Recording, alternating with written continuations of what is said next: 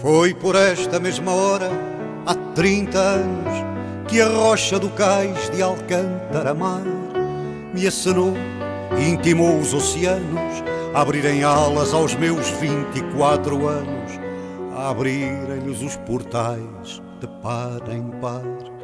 Foi por esta mesma hora, há 30 anos, que troquei com Lisboa um longo olhar.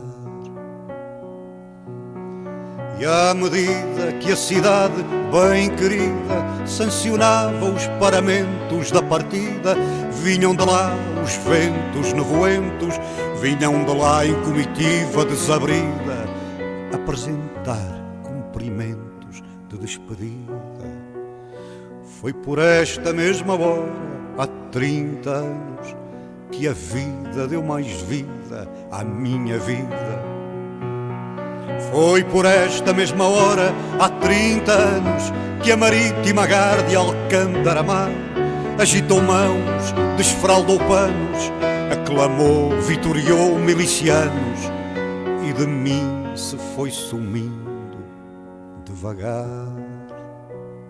Foi por esta mesma hora, há 30 anos, que aprendi a bem amar o alto mar.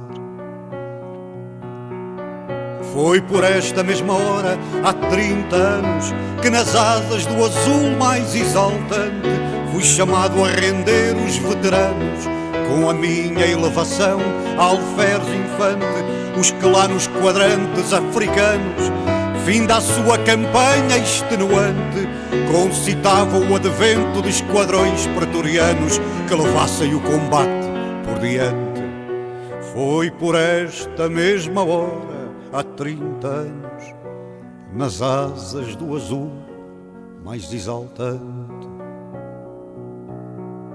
Foi por esta mesma hora, há 30 anos, num fim de tarde tão distinto quão distante, que o sextante testou ombros e planos, e eu me rendi pelo espaço de um par de anos ao meridiano encantamento do levante.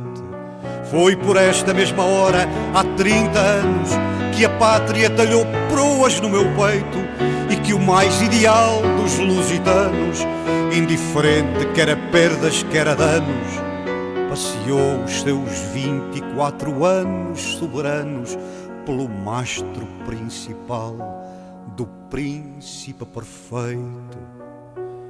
Foi por esta mesma hora, há 30 anos, que o sonho se cumpriu, sonho desfeito. Foi por esta mesma hora que recordo e que nunca por nunca mais enterro, que a minha ansiedade entrou a bordo, que todo o meu ardor levanta o ferro. Foi por esta mesma hora de outra idade, quando o lance de partir era critério e a vida era verdade e a mocidade rumava de hemisfério a hemisfério. Foi por esta mesma hora de ouro e jade que a saudade criou ferida e a cidade diluída me fitou bastante a sério. Fim de tarde, fim de vida,